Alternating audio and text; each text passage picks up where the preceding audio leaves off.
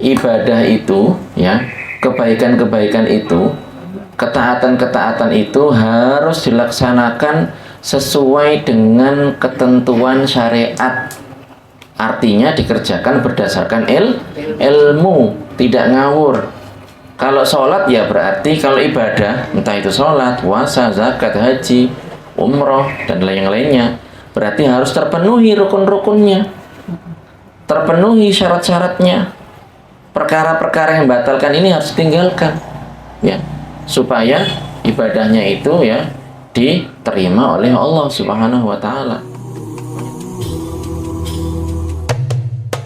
Allah itu ada tanpa tempat, tanpa waktu.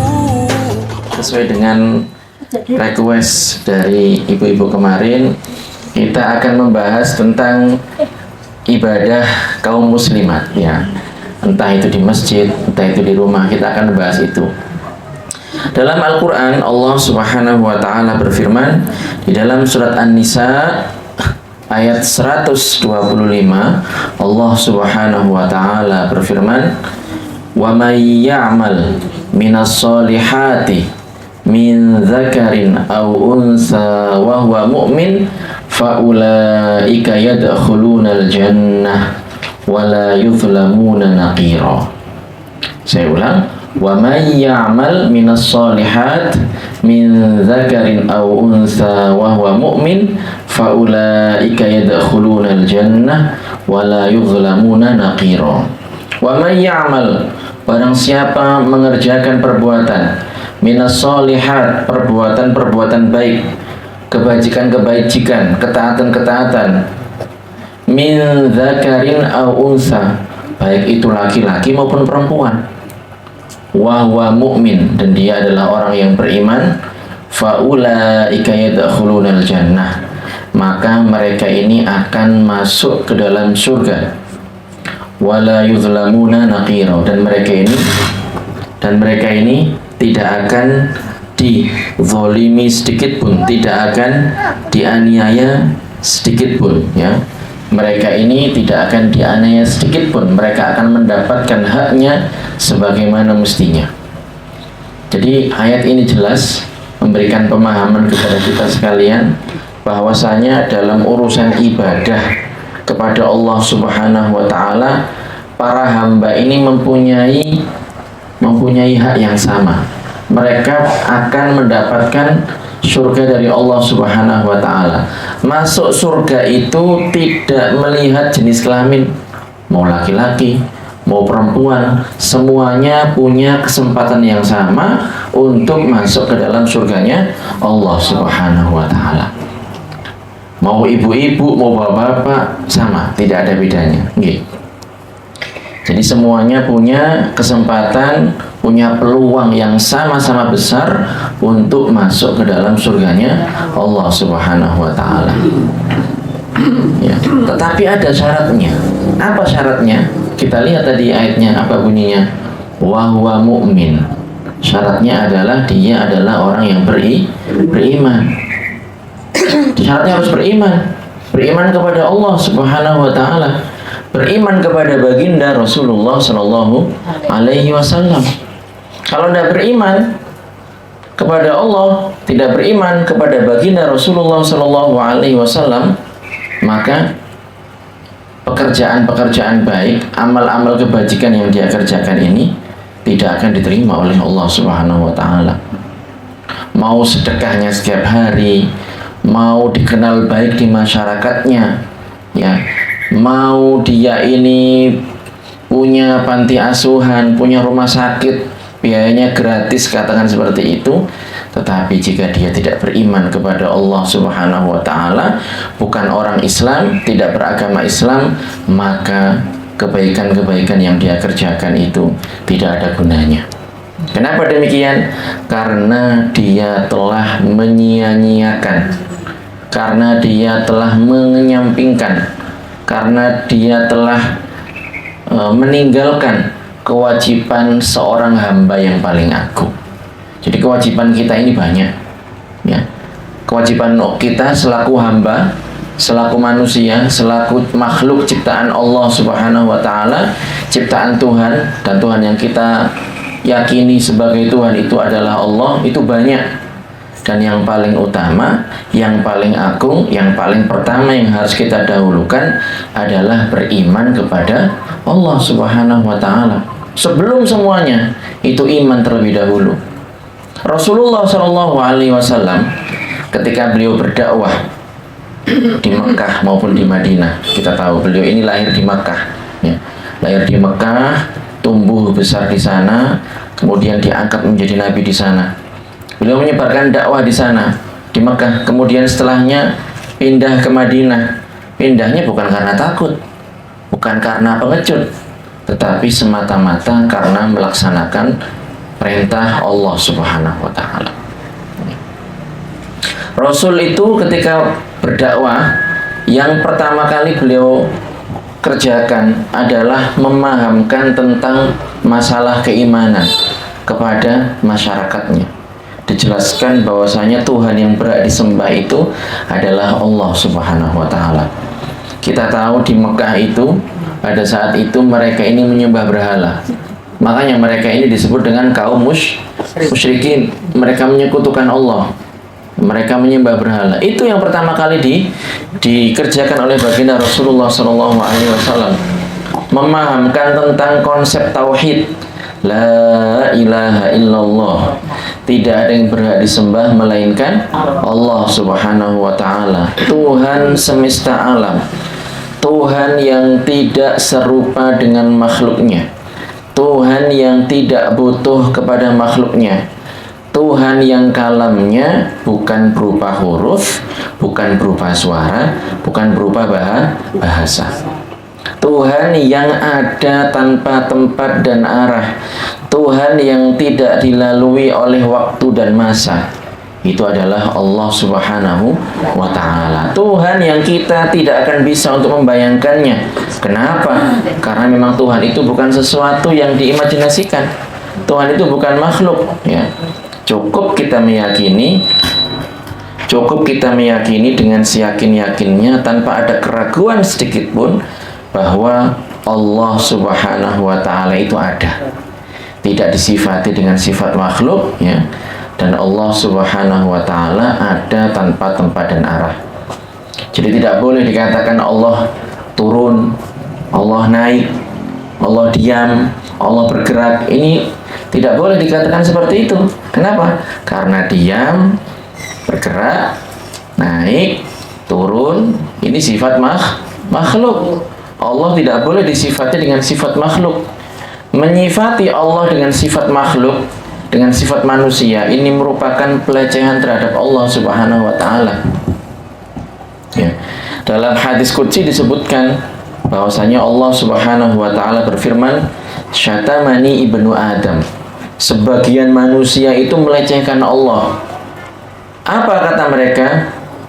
Wa amma syatmuhu iyaya faqawluhu innallaha attakhadha walada, atau kama qala Rabbuna tabaraka wa ta'ala. Jadi adapun pelecehan yang dilakukan oleh manusia, sebagian manusia tentunya, adalah mereka mengatakan bahwasanya Allah itu menjadikan anak buat zatnya. Tidak boleh. Sebagian orang itu berkeyakinan Allah itu punya anak. Tidak boleh. Jelas dibantah di dalam Al-Quran, di surat yang kita hafal, yang jumlahnya hanya 4 ayat. Anak kecil pun hafal. Allah Subhanahu wa Ta'ala berfirman, qul huwallahu ahad, Allahus samad, lam yalid wa lam yulad wa lam yakul lahu kufuwan ahad. Allah itu adalah zat yang esa. Esa di sini tunggal, satu, tapi bukan dari segi bilangan. Kalau satunya kita, saya satu, ibu satu, tapi ada sekutunya. Oh, ini satu ibu yang lain, satu ibu yang lain. Ada sekutunya. Bukan dari segi bilangan itu. Kalau kita ini satu-satu dikumpulin jadi banyak. Tapi Allah satu, dari segi Allah itu tidak ada sekutunya. Hanya Allah saja yang Tuhan, selainnya bukan Tuhan. Ya. Qul huwallahu ahad, Allahus samad. Allah itu adalah zat yang tidak butuh kepada selainnya. Jadi as-somad itu maknanya adalah Allah itu tidak butuh kepada selainnya. Namun selain Allah Subhanahu wa taala tanpa terkecuali butuh kepada Allah. Kita butuh kepada Allah. Kita butuh beribadah kepada Allah. Kita butuh menyembah kepada Allah. Kenapa? Karena kita butuh pahala. Kalau kita nggak punya pahala, nanti bekal apa yang akan kita gunakan di akhirat? Wong orang mati itu nggak bawa apa-apa. Orang mati itu loh, kalau panjenengan perhatikan, ada nggak dalam sejarah ada orang mati begitu, kemudian dikafani, kafannya ada kantongnya, ada nggak? Nggak ada kantongnya. Itu sebenarnya kalau kita mau berpikir, ini adalah pembelajaran buat kita. Oh iya, orang mati itu berarti nggak bawa sangu, nggak bawa saku, nggak bawa duit. Kalau seandainya punya emas perhiasan banyak, mau mati ya dipretesi apa itu? Diambilin, ya, dilepasin sama anak-anaknya, gitu kan? Dibagi, iki gelang ibu, iki bagianku dek. Kalau ini ali-alinya sama melarnya ini buat mbak, nah gitu, seperti itu. Ya, apalagi pakaian yang beberapa lemari itu, jangankan 2-3 setel, 1 setel pun nggak ada yang dibawa, semuanya ditinggal, ditinggal. Koleksi tas, baik yang tas biasa maupun tas yang mehong itu, yang mahal itu, orang-orang bilangnya mehong katanya, Hermes atau nggak tahu apa, atau yang kremes itu kalau dipegang itu ditinggal semuanya itu. Ya, koleksi baju, koleksi jam tangan, koleksi mantel dan semuanya itu semuanya akan ditinggal. Kita butuh kepada pahala. Oleh karenanya mumpung diberikan kesempatan hidup oleh Allah Subhanahu wa taala, kita gunakan untuk mendulang pahala sebanyak-banyaknya. Nah, ini nanti di akhir kajian atau di tengah kajian sampai akhir kita akan bahas ibadah-ibadah yang bisa dilakukan oleh kaum ibu-ibu. Apa saja itu? Allahus Samad, Allah tidak butuh kepada makhluknya, kita yang butuh kepada Allah. Lam yalid wa lam yulad, Allah tidak beranak dan Allah tidak diperanakkan, ya. Jadi Allah itu bukan sesuatu yang terpisah dari sesuatu yang lain, dan Allah itu bukan sesuatu yang terpisah darinya sesuatu yang lain. Kalau ibu-ibu melahirkan, berarti anaknya terpisah darinya, digembol, dikandung selama 9 bulan. Kalau pas, kadang HPL-nya meleset, ya, 10 bulan, kadang juga maju begitu kan, kesusu, pengen keluar, pengen melihat betapa melihat dunia ini bagaimana, padahal ya begini dunia ini, ya karu-karuan. Iya. Sebagian seperti itu, ya.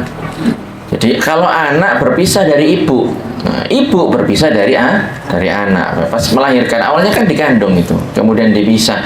Itu pun masih ada salurannya yang nyambung. Iya kan? Tali pusarnya kan masih nyambung kan? Nah, itu. Jadi kalau Allah Subhanahu wa taala bukan seperti itu. Allah itu bukan jisim, Allah itu bukan benda. Oleh karenanya tidak dikatakan Allah bertempat, tidak dikatakan Allah bersemayam, karena yang bertempat dan bersemayam ini butuh kepada tempat, dan yang butuh itu lemah, dan yang lemah bukan Tuhan. Karena Allah Tuhan berarti Allah tidak butuh. Karena Allah tidak butuh berarti Allah tidak butuh kepada tempat dan seterusnya. Lam yalid wa lam yulad wa lam yakul lahu kufuwan ahad. Allah tidak serupa dengan suatu apapun, ya. Bukan manusia, bukan jin, bukan cahaya, bukan kegelapan. Pokoknya Allah tidak bisa dibayangkan. Para ulama mengatakan mahma tasawwarta bibalik fallahu la yushbihu dzalik. Jadi setan itu selalu mengganggu kita, tidak akan pernah lelah sampai nanti hari kiamat. Tidak akan pernah dia itu 3L, nggak pernah lelah, letih, lesu, nggak ada ceritanya setan seperti itu. Dia selalu mengganggu kita. Bagaimana mengganggunya? Mengganggu lewat harta, mengganggu untuk mempengaruhi keimanan kita. Itu misi utamanya itu. Jadi dia itu selalu melempar lintasan-lintasan dalam otak kita supaya manusia itu, supaya hamba itu memikirkan tentang zat Allah. Gusti Allah kayak gimana? Gusti Allah seperti apa? Tidak boleh. Kalau seandainya seorang hamba dilempari dengan lintasan racun-racun seperti itu, virus-virus seperti itu, maka harus ditampik. Bagaimana? Dengan dia mengatakan dalam hatinya, aku beriman kepada Allah, yang mana Allah itu tidak serupa dengan segala sesuatu, tidak bisa dibayangkan. Jadi apapun yang terlintas dalam benak kita, ketika setan melemparkan dalam pikiran kita Allah seperti ini, seperti itu, maka katakanlah dengan lantang, wahai setan, Allah tidak serupa dengan suatu apapun. Nah, seperti itu caranya. Jadi kadang orang ibadah begitu sudah enak zikir, baca tahlil, baca wirid dan seterusnya, kadang datang itu kita tampik, kita elak, kita tolak, ya. Bagaimana? Amantu billahi wa rasuli, aku beriman kepada Allah dan Rasulnya, yang Allah itu tidak serupa dengan suatu apa pun. Laisa kamitslihi syai', mukhalafatuhu lil hawaditsi, Allah tidak serupa dengan makhluknya. Jadi itu para jamaah, supaya orang itu mendapatkan pahala dari Allah Subhanahu wa taala, syaratnya adalah dia beriman. Apa syaratnya beriman? Meyakini keyakinan yang benar, keyakinan yang tadi sudah saya sebutkan. Allah tidak serupa dengan suatu apapun, tidak butuh dengan apapun, tidak butuh dengan ibadah kita. Jadi Allah itu tidak butuh dengan sholat kita, puasa kita, sedekah kita, zakat kita, haji kita, umroh kita. Tidak butuh dengan itu semua. Kita yang butuh. Kita yang butuh. Ya. Kemudian syarat berikutnya tadi sudah saya sebutkan singgung, yaitu harus ikhlas, niat mencari ridho Allah Subhanahu wa taala. Ya, bukan niat yang lain. Syarat yang ketiga, ya, adalah ibadah itu, ya, kebaikan-kebaikan itu, ketaatan-ketaatan itu harus dilaksanakan sesuai dengan ketentuan syariat. Artinya dikerjakan berdasarkan ilmu, tidak ngawur. Kalau sholat ya berarti, kalau ibadah, entah itu sholat, puasa, zakat, haji, umroh, dan lain-lainnya, berarti harus terpenuhi rukun-rukunnya, terpenuhi syarat-syaratnya. Perkara-perkara yang membatalkan ini harus ditinggalkan, ya, supaya ibadahnya itu, ya, diterima oleh Allah Subhanahu wa taala. Banyak sekali orang itu beribadah asal ibadah, rukunnya nggak dia pelajari, syaratnya nggak dia penuhi, ada perkara yang membatalkan ditinggalkan, akhirnya apa? Sholatnya tidak sah. Paling simpel masalah wudhu, ya. Dalam hadis itu disebutkan, la sholata liman la wudhu alah, la sholata liman la wudhu alah. Sholat itu tidak sah kalau tidak ada wudhunya. Sholat itu tidak sah kalau wudhunya juga tidak sah. Banyak sekali orang wudhu itu ada bagian-bagian yang seharusnya dibasuh tetapi tidak dibasuh. Ada bagian-bagian yang seharusnya kena air tapi terhalang, entah karena make up, entah karena apa. Nah ini harus hati-hati. Kan ibu-ibu yang biasanya pakai make up, bapak-bapak mah jarang-jarang. Nah ini makanya silakan beli make up, tapi diperhatikan tuh kalau wudhu atau apa aja. Waduh, make up mahal ini, baru di make upin, masa di basuh pakai air wudhu dan seterusnya. Nah ini harus hati-hati nih. Itu contoh saja. Jadi, dan orang itu, ya, ibadahnya tadi itu kita sebutkan harus terpenuhi rukun dan syaratnya, harus berdasarkan dengan ilmu agama. Sebagian orang misalnya ketika melaksanakan ibadah haji atau umroh, itu mereka ini lebih fokus jalan-jalannya, lebih fokus travelnya mana yang paling paling mewah, tapi manasiknya nggak dipedulikan. Ini nggak protes kepada travel, ini kapan ini kita latihan manasik ini, kita nanti bagaimana di sana ibadahnya seperti apa, padahal itu yang paling penting. Kalau jalan-jalan ini mata tambahan, gitu. Nah ini harus diperhatikan ini, dan masih banyak contoh-contoh yang lainnya. Oleh karenanya penting kita ini supaya ibadah kita ini diterima oleh Allah Subhanahu wa taala, kita harus memastikan bahwasanya ibadah itu sesuai dengan tuntunan syariat, sesuai dengan ilmunya. Makanya Rasulullah bersabda, "Thalabul ilmi fardhatun ala kulli muslim." Menuntut ilmu agama ini hukumnya wajib bagi seluruh umat Islam, laki-laki maupun perempuan. Kita ini maksudnya baik kita laki-laki maupun perempuan punya kewajiban yang sama untuk belajar ilmu agama. Karena kesempatannya juga sama, masuk surga. Tadi kita sebutkan, tidak pandang laki-laki maupun perempuan. Memang ada beberapa perbedaan hukum antara kaum laki-laki dengan kaum perempuan ya. Akan saya sebutkan beberapa. Di antaranya misalnya masalah aurat. Masalah aurat ini memang ada perbedaan antara laki-laki dengan perempuan. Kalau laki-laki auratnya itu adalah ya ma baina surrati wa rukbah. Bagian antara pusar dan lutut itu auratnya laki-laki. Jadi auratnya laki-laki, saya ulang, itu bagian antara pusar ini udel ibu-ibu ya, dan lutut. Ini lutut itu dengkul nggih. Nah ini, itu auratnya. Kalau bagian itu tertutupi, ya berarti sudah, dia tidak berdosa. Karena aurat itu kewajibannya adalah untuk ditutupi dan tidak diperlihatkan kepada orang yang haram untuk melihatnya. Ya. Jadi tidak boleh diperlihatkan kepada orang yang haram untuk melihatnya. Kepada siapa? Kepada khalayak umum, kepada publik, kepada tetangga. Ya ini tidak boleh. Kepada anak-anaknya. Anak-anak ini juga punya apa? Ada kewajiban yang harus kita jelaskan terkait masalah aurat. Jadi auratnya laki-laki bagian antara pusar dan lutut. Itu. Jadi kalau bapak-bapak misalnya pagi-pagi sarungan, kemudian di atas pusar, kemudian di bawah ini sudah, itu dianggap sudah menutup aurat. Kalau perempuan bagaimana? Perempuan itu auratnya adalah jami'ul badan, semua anggota tubuh illal wajha wal kaffain, kecuali muka, ini muka, okay? Muka dan telapak tangan. Telapak tangan tuh ini bagian dalam, ini luar. Ini bukan termasuk aurat ini. Nah, ini berarti boleh untuk ditampakkan. Okay. Ini termasuk bukan aurat ini. Bukan aurat dari sini. Nah, ini telapak tangan ini. Ya, mulai dari pergelangan tangan ini. Ya. Tapi tetap diupayakan untuk dilebihkan walaupun dikit, begitu. Ya. Karena untuk kehati-hatian. Karena ada kaidah yang menyebutkan ma la yatimul wajibu illa bihi fahuwa wajib.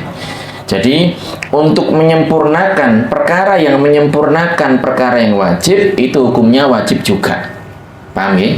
Perkara yang menyempurnakan perkara yang wajib, itu hukumnya menjadi wajib. Jadi ya kalau menutup aurat ya jangan ngepres begitu, enggak, kasih atasannya dikit untuk kehati-hatian. Itu masalah aurat, makanya harus hati-hati. Lah aurat ini ya tadi sudah saya sebutkan batasnya seperti itu. Lah bagaimana kalau seorang perempuan di rumah? Ya kalau memang dengan mahramnya, ya berarti menutup aurat juga. Tapi mana auratnya? Nah ini ada perinciannya. Aurat yang saya sebutkan tadi itu adalah aurat ketika sedang mengerjakan sholat, atau ketika berhadapan dengan laki-laki yang ajnabi, yang bukan mahram, dengan tetangganya, berarti berukut seperti itu, menutup seperti itu. Tapi kalau dengan anaknya, ya dengan anak kandungnya, dengan menantunya, dengan cucunya, dengan saudaranya, ini kan mahram, ini perempuan dengan mahramnya. Maka di sini yang termasuk aurat adalah bagian antara pusar dan lutut. Menantunya laki dan maksud berarti menantu laki-laki. Iya.